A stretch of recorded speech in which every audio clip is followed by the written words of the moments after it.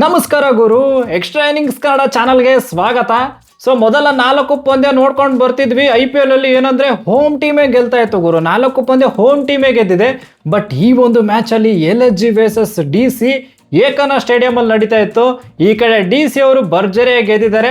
ಒಂದು ಟೈಮಲ್ಲಿ DC ಅವ್ರಿಗೂ ಬಾಯಿಗೆ ಬಂದಂಗೆ ಆಗಿತ್ತು. ಅಂದ್ರೆ ಏನಪ್ಪ ನಾವು ಯಾಕೋ ಚೋಕ್ ಮಾಡ್ತೀವೇನೋ ಅನ್ನೋ ಥರ ಆಗಿತ್ತು. ಅವ್ರಿಗೆ ಪ್ಯಾನಿಕ್ ಬಟನ್ ಒತ್ತಬೇಕಾಗಿತ್ತು. ಬಟ್ ಈ ಬಾರಿ ಪ್ಯಾನಿಕ್ ಬಟನ್ ಒತ್ತದೆ ಸಖತ್ತಾಗಿ ಆಡಿದ್ರು.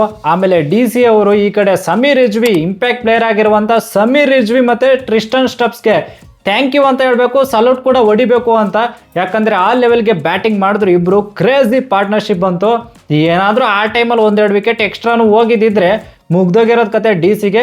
ಬಟ್ ಒಳ್ಳೆ ಬ್ಯಾಟಿಂಗ್ ಮಾಡಿದ್ರು ಗುರು. ಸ್ಪೆಷಲಿ ಸಮೀರ್ ರಿಜ್ವಿ ಮಾತ್ರ ಸಖತ್ತಾಗಿ ಚಿಂದಿ ಬ್ಯಾಟಿಂಗ್ ಮಾಡಿದ್ರು. ಇನ್ನು ಈ ಪಂದ್ಯದ ಬಗ್ಗೆ ಮಾತಾಡೋಣ. ಆಮೇಲೆ ಏನಂದ್ರೆ ನಾಳೆ KKR ವರ್ಸಸ್ SRH ಕಲ್ಕತ್ತಾದಲ್ಲಿದೆ ಮ್ಯಾಚ್. ಅದ್ರ ಬಗ್ಗೆನೂ ಒಂಚೂರು ಪ್ರಿವ್ಯೂ ನೋಡ್ಕೊಂಡು ಬರೋಣ ಅಂತ. ಸೊ ಡೈರೆಕ್ಟ್ ಆಗಿ ಈ ಪಂದ್ಯಕ್ಕೆ ಬರೋಕ್ಕಿಂತ ಮುಂಚೆ ಸ್ವಲ್ಪ ಲೈಕು, ಶೇರು, ಸಬ್ಸ್ಕ್ರೈಬು ಮಾಡಿ, ಆಮೇಲೆ ಹೈಪ್ ಕೂಡ ಮಾಡಿ.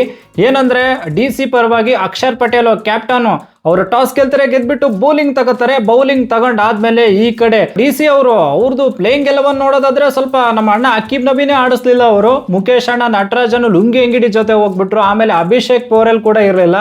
ನಂಬರ್ 3 ಅಲ್ಲಿ ನಿತೀಶ್ ರಾಣನ ಆಡಿಸಿದ್ರು. ಈ ಕಡೆ LSG ಪರವಾಗಿ ಹೇಳ್ಬೇಕು ಅಂತಂದ್ರೆ ಮಯಾಂಕ್ ಯಾದವ್ ಇಲ್ಲ, ಆವೇಶ್ ಖಾನ್ ಇಲ್ಲ, ಆಮೇಲೆ ಮೋಸಿನ್ ಖಾನು ಮತ್ತೆ ಶಮಿ ಅವರು, ಆಮೇಲೆ ಪ್ರಿನ್ಸ್ ಯಾದವ್ ಜೊತೆ ಹೋದ್ರು. ಇನ್ನು LSG ಅವರು ಬ್ಯಾಟಿಂಗ್ ಬರ್ತಾರೆ. ಈ ಕಡೆ ರಿಷಬ್ ಪಂತ್ ಓಪನಿಂಗು ಏನಪ್ಪ ನಂಬರ್ 3 ಅಲ್ಲಿ ಆಡ್ತಾರೇನೋ ಅಂತ ಅನ್ಕೊಂಡಿದ್ವಿ. ಬಟ್ ಓಪನರ್ ಆಗಿ ಬಂದ್ರು ಗುರು. ಸೊ ಮಿಚ್ ಮಾರ್ಷ್ ಮತ್ತೆ ಈ ಕಡೆ ರಿಷಬ್ ಪಂತ್ ಓಪನರ್ ಆಗಿ ಬರ್ತಾರೆ. ನಮ್ಮ ಅಣ್ಣ ಪಂತಣ್ಣ ಓಪನರ್ ಆಗಿ ಬಂದ್ಬಿಟ್ಟು ಏನೋ ಲಕ್ ಎಲ್ಲ ಚೇಂಜ್ ಆಗುತ್ತೆ, ಫಾರ್ಮ್ಗೆ ಬರ್ತಾರೆ, ಅವ್ರು ಹಚ್ಕೆದ್ಬಿಟ್ಟು ಆಡ್ತಾರೆ. ಹಂಗೆ ಹಿಂಗೆ ಏನೋ ಅನ್ಕೊಂಡಿದ್ರೆ ಸಡನ್ ಆಗ್ಬಿಟ್ಟು ನನ್ನ ಮಗಂದು ಅನ್ಫಾರ್ಚುನೇಟ್ ರನ್ಔಟ್ ಆಗ್ಬೇಕು. ಅವರು ಅನ್ಲಕ್ಕಿ ರನ್ಔಟ್ ಅಂತ ಹೇಳ್ಬೇಕು. ಯಾಕಂದ್ರೆ ಮಿಚ್ ಮಾರ್ಷ್ ಹೊಡಿತಾರೆ. ಈ ಕಡೆ ಮುಖೇಶ್ ಅಣ್ಣನ ಕೈಗೆ ಟಚ್ ಆಗ್ಬಿಟ್ಟು ನಾನ್ ಸ್ಟ್ರೈಕರ್ ಎಂಡಲ್ಲಿ ಇರುವಂತ ನಮ್ಮ ರಿಷಬ್ ಪಂತ್ ಔಟ್ ಆಗ್ಬಿಡ್ತಾರೆ ಗುರು, ರನ್ಔಟ್ ಆಗ್ಬಿಡ್ತಾರೆ. ಏನಪ್ಪಾ ಇದು ಈ ತರ ಅನ್ಲಕ್ಕಿ ವಿಕೆಟ್ ಹೋಯ್ತಲ್ಲ ಅಂತ. ಬಟ್ ಆ ಟೈಮಲ್ಲಿ ಆಮೇಲೆ ಮರ್ಕರಮಣ್ಣ ಬರ್ತಾರೆ.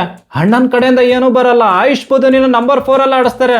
ಅಣ್ಣನ ಕಡೆಯಿಂದ ಏನೂ ಬರಲಿಲ್ಲ. ಪೂರನ್ ಬರ್ತಾರೆ. ಪೂರನ್ ಅಂತೂ ಒಂಥರ ಯಾಕೋ ಫಾಮೇ ಇಲ್ಲ ಅನ್ನೋ ಥರ. ಬೇರೆ ಯಾವುದೆಲ್ಲ ಟೂರ್ನಮೆಂಟ್ ಆಡಿದ್ರು ಫಾಮೇ ಇಲ್ಲ ಅಲ್ಲೂ ಕೂಡ ಅನ್ನೋ ಥರ. ಸೊ ಪಟ ಅಂತ ಒಂದು 5 ವಿಕೆಟ್ ಎಲ್ಲ ಹೋಗುತ್ತೆ. ಮಾರ್ಷ್ ಔಟ್ ಆಗಿಬಿಡ್ತಾನೆ ಅಣ್ಣ. ಒಂದು ಟೈಮಲ್ಲಿ 71 ರನ್ಗೆ 5 ವಿಕೆಟ್ ಹೋಗಿರುತ್ತೆ LSG ಅವ್ರದ್ದು. ಗ್ಯಾಪಲ್ಲಿ ಮುಕುಲ್ ಚೌಧರಿ ಮತ್ತೆ ಅಬ್ದುಲ್ ಸಮದ್ ಇಬ್ರು ಒಂಚೂರು ಆಡೋಕ್ಕೆ ಬರ್ತಾರೆ, ಚೆನ್ನಾಗಿ ಆಡಬೇಕು ಅಂತ ಬರ್ತಾರೆ. ಈ ಕಡೆ ಅಬ್ದುಲ್ ಸಮದ್ ಒಳ್ಳೆ ಬ್ಯಾಟಿಂಗ್ ಅಂತ ಹೇಳ್ತೇನೆ. ಅಬ್ದುಲ್ ಸಮದ್ ಬಿಟ್ರೆ ಯಾರು ಅಂತದೇನು ಮಾಡಲಿಲ್ಲ. ಇವರು ಇಂಪ್ಯಾಕ್ಟ್ ಪ್ಲೇಯರ್ ಆಗಿ ಶಾಬಾಜ್ನ ಕೂಡ ತಗೊಂಡ್ಬರ್ತಾರೆ. ಬ್ಯಾಟಿಂಗ್ ಆಡ್ಕೊಡ್ತಾನೆ ಅಣ್ಣ ಅಂತ ಹೇಳ್ಬಿಟ್ಟು. ಸೊ ಆ ಟೈಮಲ್ಲಿ ಶಾಬಾಜ್ ಅಣ್ಣ ಏನೋ ಆಡಿದ್ರು ಇಲ್ಲ ಅಂತಿಲ್ಲ. ಬಟ್ 18 ಓವರ್ಸ್ ಆಗಿರುತ್ತೆ ಗುರು. 8 ವಿಕೆಟ್ ಬೇರೆ ಹೋಗಿದೆ. ಈ ಕಡೆ ಶಾಬಾಜ್ ಅಣ್ಣ ಸಿಂಗಲ್ ಬೇರೆ ತಗೋಬೇಕು. ಅದು ಫಸ್ಟ್ ಬಾಲು ಅಲ್ಲೊಂದು ಬ್ಲಂಡರೇ ಮಾಡಿಬಿಟ್ರ ಅಂತ. ಯಾಕಂದ್ರೆ ಈ ಕಡೆ ನೋಕಿ ಔಟು, ಆಮೇಲೆ ಮೋಸಿನ್ ಖಾನ್ ಬರ್ತಾನೆ, ಅಣ್ಣನೂ ಔಟು. ಸೊ 141ಕ್ಕೆ ದಿಢೀರಂತ ಆಲ್ ಔಟೇ ಆಗ್ಬಿಡ್ತಾರೆ LSG ಅವರು.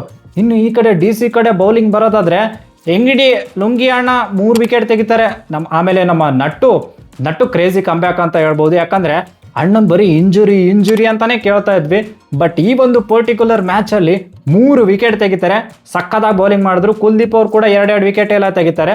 ಸೊ DC ಕಡೆಯಿಂದ ಅದ್ಭುತವಾದ ಬೌಲಿಂಗ್ ಪ್ರದರ್ಶನ ಅಂತ 141ಕ್ಕೆ ಆಲ್ ಔಟ್ ಮಾಡ್ತಾರೆ. ಇನ್ನು 142 ರನ್ ಟಾರ್ಗೆಟ್ ಹೋಗೋರು. ಈ ಕಡೆ DC ಅವ್ರು ಬರ್ತಾರೆ, ಹೊಡಿಯೋಣ ಅಂತಾನೆ ಬರ್ತಾರೆ. ಬಟ್ ನಮ್ಮ ರಾಹುಲ್ ಅಣ್ಣ ಫಸ್ಟ್ ಬಾಲೇ ಔಟ್ ಆಗ್ಬೇಕಾ ಡಕ್ಕು. ಅದು ಯಾರು ಹೇಳಿ ಮೊಹಮ್ಮದ್ ಶಮಿ ತೆಗ್ದಿರೋದು ಗುರು. ಹೊಡಿತಾರೆ ಸೀದಾ ಥರ್ಡ್ ಮ್ಯಾನ್ ಕೈಗೆ ಹೋಗ್ಬಿಡ್ಬೇಕಾ. ಏನಪ್ಪ ಇದು ಯಾಕೋ ಹಿಂಗೆ ಮಾಡಿದ್ರಲ್ಲ. ಪ್ರೆಸರ್ ಸಿಚುವೇಶನ್ಗೆ ಏನಾದರೂ ಬರ್ತಾರ DC ಅಂತ ಅನ್ನಿಸ್ತು. ಯಾಕಂದ್ರೆ ನಿತೀಶ್ ರಾಣ ಬರ್ತಾರೆ. ಅಣ್ಣನ ಕಡೆಯಿಂದ ಆ ಕಡೆ 4 ಎಲ್ಲ ಬರುತ್ತೆ. ಬಟ್ ಸ್ಟಿಲ್ ಏನು ಮಾಡೋಕ್ಕಾಗಲ್ಲ ಗುರು. ಈ ಕಡೆ ಮೋಸಿನ್ ಖಾನ್ ಬಂದ್ಬಿಟ್ಟು ಬೌನ್ಸರ್ಗೆ ಔಟ್ ಮಾಡಿಬಿಡ್ತಾರೆ. ಸ್ಲಿಪ್ಪಲ್ಲಿ ಕ್ಯಾಚ್ ಹೋಗುತ್ತೆ. ಆಮೇಲೆ ಗ್ಯಾಪಲ್ಲಿ ಪತುಮ್ ನಿಸಂಕ, ಆಮೇಲೆ ಅಕ್ಷರ್ ಪಟೇಲ್ ಇಬ್ಬರನ್ನ ಪ್ರಿನ್ಸ್ ಯಾದವ್ ಅಣ್ಣ ಕ್ರೇಜಿ ಬೌಲಿಂಗ್ ಮಾಡ್ಬಿಟ್ಟು ಔಟ್ ಮಾಡಿಬಿಡ್ತಾರೆ. ಒಂದು ಟೈಮಲ್ಲಿ ಹೆಂಗಂದ್ರೆ 26 ರನ್ಗೆ 4 ವಿಕೆಟ್. ಆದ್ರೆ ಈ ಕಡೆ ಸಮೀರ್ ರಿಜ್ವಿ ಮತ್ತೆ ಗ್ಯಾಪಲ್ಲಿ ನಮ್ಮ ಟ್ರಿಸ್ಟನ್ ಸ್ಟಬ್ಸು ಸಾಕಾದಾಗ ಪಾರ್ಟ್ನರ್ಶಿಪ್ ಬಂತು. 26 ರನ್ಗೆ 4 ವಿಕೆಟ್ ಇರೋದು ಸೀದಾ 141 ಟಾರ್ಗೆಟೇ ಚೇಂಜ್ ಮಾಡಿಬಿಟ್ಟು ನಾಟ್ ಔಟ್ ಆಗಿ ಬರ್ತಾರೆ ಗುರು. ಆ ಥರ ಪಾರ್ಟ್ನರ್ಶಿಪ್ ಬಂತು. 76 ಬಾಲ್ಗೆ 119 ರನ್ ಪಾರ್ಟ್ನರ್ಶಿಪ್ ಹೊಡೆದು DC ಗೆಲುವಿನ ದಡಕ್ಕೆ ಸೇರಿಸ್ತಾರೆ. ಆಮೇಲೆ ಈ ಕಡೆ ಸಮೀರ್ ರಿಜ್ವಿ ಇಂಪ್ಯಾಕ್ಟ್ ಪ್ಲೇಯರ್ ಆಗಿ ತಗೊಂಡ್ ಬಂದಿರೋದು ಕ್ರೇಜಿ ಅನ್ನಿಸ್ತು. ಅವರು ಅಶುತೋಷ್ ಶರ್ಮನೂ ಇದ್ರು. ಅದು ಬಿಟ್ಟು ಈ ಕಡೆ ನಮ್ಮ ಅಣ್ಣ ಯಾರು ಸಮೀರ್ ರಿಜ್ವಿಗೆ ಇವರು ಇಂಪ್ಯಾಕ್ಟ್ ಪ್ಲೇಯರ್ ಆಗಿ ತರ್ತಾರೆ. DC ಮ್ಯಾನೇಜ್ಮೆಂಟ್ ಒಳ್ಳೆ ಯೋಚನೆ ಮಾಡಿದ್ರು ಅಂತ. 70 ರನ್ ಹೊಡಿತಾರೆ 47 ಬಾಲ್ಗೆ. ಇನ್ನು ಸ್ಟಬ್ಸ್ ಅಂತೂ ಗೊತ್ತಿರೋದೆ ಅಲ್ಲ ಅಣ್ಣ, ಟೆಂಪರ್ಮೆಂಟ್ ಎಲ್ಲ ನೆಕ್ಸ್ಟ್ ಲೆವೆಲ್ ಇದೆ ಸ್ಟಬ್ಸ್ ಅಂತೂ. ಸೊ ಗ್ಯಾಪಲ್ಲಿ DC ಅವರು ಸಖತ್ತಾಗಿ ಆಡ್ಬಿಟ್ಟು ಗೆಲ್ತಾರೆ. ಇನ್ನು LSG ಪರವಾಗಿ ಏನಂದ್ರೆ ಶಮಿ ಅವ್ರು ಚೆನ್ನಾಗಿ ಹಾಕಿದ್ರು, ಮೋಸಿನ್ ಖಾನು ಚೆನ್ನಾಗಿ ಹಾಕಿದ್ರು, ಪ್ರಿನ್ಸ್ ಯಾದವ್ ಎಲ್ಲಾನು ಚೆನ್ನಾಗಿ ಹಾಕಿದ್ರು. ಬಟ್ ಪ್ರಾಬ್ಲಮ್ ಏನೈತಂದ್ರೆ ಇವ್ರಿಗೆ ನೋಕಿಯಾ ಬರಲಿಲ್ಲ ಗುರು, ನೋಕಿಯಾದ ಬೌಲಿಂಗ್ ಚೆನ್ನಾಗಿ ಬರಲಿಲ್ಲ. ಆಮೇಲೆ ಶಾಬಾಜು ಅವರು ಆಲ್ರೌಂಡ್ರು, ಪ್ರಾಪರ್ ಆಲ್ರೌಂಡ್ರು ಕೂಡ ಅಲ್ಲ, ಅಂದರೆ ಬೌಲಿಂಗಲ್ಲಿ ಅಷ್ಟೊಂದು ಚೆನ್ನಾಗಿ ಮಾಡಿರೋದು ಏನು ಇಲ್ಲ. ಸೊ ಅಣ್ಣ 1 ಓವರಲ್ಲೇ 16 ರನ್ ಏನೋ ಹೊಡ್ಸ್ಕೊತಾರೆ, ಅಲ್ಲೇ ಮೊಮೆಂಟಮೇ ಶಿಫ್ಟ್ ಆಯಿತು. ಆಮೇಲೆ ನೋಕಿಯಾದು ಹಂಗೆ ಬಂತು ಗುರು. ಸೊ ಇವ್ರಿಗೆ ದಿಗ್ವಿಜಯ್ ಇಲ್ಲದೆ ಇರೋದು, ಆಮೇಲೆ ಔಟ್ ಆ್ಯಂಡ್ ಔಟ್ ಒಬ್ಬರು ಕ್ರೇಜಿ ಫಾಸ್ಟ್ ಬೌಲರ್ ಇಲ್ಲದೆ ಇರೋದು, ಆಮೇಲೆ 6th ಬೌಲಿಂಗ್ ಆಪ್ಷನ್ ಇಲ್ಲದೆ ಇರೋದು ತುಂಬ ಒಂಥರ ಕಸಿವಿಸಿ ಆಯಿತು LSG ಅವ್ರಿಗೆ ಅಂತ ಹೇಳ್ಬೋದು. ಇನ್ನು ನಾಳಿನ ಪಂದ್ಯಕ್ಕೆ ಬರೋಣ ಗುರು. ಈ ಕಡೆ KKR ವರ್ಸಸ್ SRH, ಎರಡು ತಂಡಗಳು ಮೊದಲನೇ ಪಂದ್ಯ ಸೋತ್ಕೊಂಡು ಬರ್ತಿದ್ದಾರೆ. ಈ ಕಡೆ KKR ಅವರು 7ನೇ ಕ್ರಮಾಂಕದಲ್ಲಿದ್ದರೆ SRH ಅವರು -3 ನೆಟ್ ರೇಟ್ ಇಟ್ಕೊಂಡ್ಬಿಟ್ಟು ಅವರು 9ನೇ ಕ್ರಮಾಂಕದಲ್ಲಿದ್ದಾರೆ. ಆಮೇಲೆ ಮ್ಯಾಚ್ ನಡೀತಾ ಇರೋದಲ್ಲಿ ಹೇಳಿ ಈಡನ್ ಗಾರ್ಡನ್ಸ್ ಅಲ್ಲಿ ಕೋಲ್ಕತ್ತಾದಲ್ಲಿ ನಡೀತಾ ಇದೆ. ಆಮೇಲೆ ಏನಂದ್ರೆ ಸ್ಟ್ಯಾಟ್ಸ್ ನೋಡೋದಾದ್ರೆ, ಹೆಡ್ ಟು ಹೆಡ್ ನೋಡೋದಾದ್ರೆ ಈ ಕಡೆ 30 ಮ್ಯಾಚ್ ಆಡಿದ್ದಾರೆ ಎರಡೂ ತಂಡಗಳು. ಅದರಲ್ಲಿ SRH 10 ಗೆದ್ದಿದೆ, KKR ಅವರು 20 ಗೆದ್ದಿದ್ದಾರೆ ಗುರು. ಸೊ ಅಂದ್ರೆ ಅವ್ರದ್ದು ಸ್ವಲ್ಪ ನೆಕ್ಸ್ಟ್ ಲೆವೆಲ್ ಆಡಿದ್ದಾರೆ ಅಂತ ಹೇಳ್ಬೋದು, ಅವ್ರದೇ ಅಪ್ಪರ್ ಹ್ಯಾಂಡ್ ಅಂತ. ಆಮೇಲೆ ಯೂಶುವಲಿ ಈಡನ್ ಗಾರ್ಡನ್ಸ್ ಅಲ್ಲಿ ಪಿಚ್ ಯಾವ ತರ ಬಿಹೇವ್ ಆಗುತ್ತೆ ಅಂದ್ರೆ, ಅಫ್ಕೋರ್ಸ್ ಬ್ಯಾಟಿಂಗ್ ಫ್ರೆಂಡ್ಲಿ ಇರುತ್ತೆ, ಬಟ್ ಸ್ವಲ್ಪ ಸ್ಪಿನ್ನರ್ಸ್ಗೂ ಹೆಲ್ಪ್ ಇರುತ್ತೆ ಅನ್ನೋ ತರ. ಆದ್ರೂ ಯಾರು ಟಾಸ್ ಗೆಲ್ತಾರೆ ಅವರು ಬೌಲಿಂಗ್ಗೆ ತಗೋತಾರೆ, ಚೇಸ್ ಮಾಡೋಕ್ಕೆ ನೋಡ್ತಾರೆ. ಯಾಕಂತಂದ್ರೆ ಆಲ್ಮೋಸ್ಟ್ ಚೇಸ್ ಮಾಡೋರಿಗೆ ಹೆಲ್ಪ್ ಇದೆ. ಇನ್ನು ಪ್ಲೇಯಿಂಗ್ 11 ಬರೋದಾದ್ರೆ ಅಫ್ಕೋರ್ಸ್ KKR ದಾಗ್ಲಿ SRH ಆಗಲಿ ಸೇಮ್ ಪ್ಲೇಯಿಂಗ್ 11 ಹೋದ ಮ್ಯಾಚ್ ಏನ್ ಆಡ್ಸಿದ್ರಲ್ಲ ಅದೇ ತರ ಇರುತ್ತೆ. ಬಟ್ ನಂಗೆ KKR ಪರವಾಗಿ ಪ್ಲೇಯಿಂಗ್ 11 ಅಲ್ಲಿ ಅಣ್ಣ ನಮ್ಮ ಅನುಕೂಲ್ ರಾಯ್ ಅವ್ರು ಇದಾರಲ್ಲ, ಆ ಅಣ್ಣನ ಸ್ವಲ್ಪ ನೀಟಾಗಿ ಯುಟಿಲೈಸ್ ಮಾಡ್ಕೊಳ್ಳಿ ಅಂತ. ಯಾಕಂದ್ರೆ ಸ್ಮ್ಯಾಟ್ ಆಗಲಿ ಡೊಮೆಸ್ಟಿಕ್ ಆಗಲಿ ಸಕ್ಕದಾಗಿ ಆಡಿದ್ದಾರೆ. ಯಾರು ಅನುಕೂಲ್ ರಾಯ್ ಒಳ್ಳೆ ಫಾರ್ಮ್ ಅಲ್ಲಿ ಇದ್ದಾರೆ, ಸ್ವಲ್ಪ ಯುಟಿಲೈಸ್ ಮಾಡ್ಕೊಳ್ಳಿ ಅಂತ 1-2-3 ಓವರ್ ಕೊಡಿ. ಆಮೇಲೆ ಗ್ಯಾಪಲ್ಲಿ ಬೇಕಂದ್ರೆ ಮೇಲೆ ಕಳಿಸ್ಬಿಡಿ ಅಣ್ಣನ. ಆ ಥರ ಬ್ಯಾಟಿಂಗ್ ಕೂಡ ಮಾಡಿದ್ದಾರೆ ಸ್ಮ್ಯಾಟ್ ಅಲ್ಲಿ. ಸೊ ಅದೊಂಚೂರು ನೋಡ್ಕೋಬೇಕು. ಇನ್ನು ಈ ಕಡೆ SRH ಪರವಾಗಿ ಅವ್ರದ್ದು ಸೇಮ್ ಪ್ಲೇಯಿಂಗ್ 11 ಇರುತ್ತೆ, ಬಟ್ ಅಷ್ಟೇ ಸ್ವಲ್ಪ ಬೌಲಿಂಗಲ್ಲಿ ನೋಡ್ಕೋಬೇಕು. ಅಂದರೆ ಒಂದು ಎಕ್ಸ್ಟ್ರಾ ಸ್ಪಿನ್ನರ್ಸ್ ಏನಾದರೂ ಆಡಿಸ್ಬೋದು ಅಂತ ತಲೆ ಓಡಿಸ್ತಾರೆ, ಏನು ಕತೆ ನೋಡಬೇಕು. ಇನ್ನು players to watch out, of course ಸ್ವಲ್ಪ ಟ್ರ್ಯಾಕ್ ರೆಕಾರ್ಡ್ ಆ ಕಡೆ ಈ ಕಡೆ ಇದೆ. ಇವತ್ತು ನೋಡಿದ್ರೆ ನೋಡಿ LSG ಪರವಾಗಿ ಮಿಚ್ ಮಾರ್ಷ್ ಒಂದು ಲೆವೆಲಿಗೆ ಆಡಿದ್ರು. ರಾಹುಲ್ ಅಣ್ಣ ಅಂತ ಹೇಳಿದ್ದೆ DC ಪರವಾಗಿ ಸ್ವಲ್ಪ ಆ ಕಡೆ ಅಣ್ಣ ಡಕ್ಕೆ ಹೋಗ್ಬಿಟ್ರು.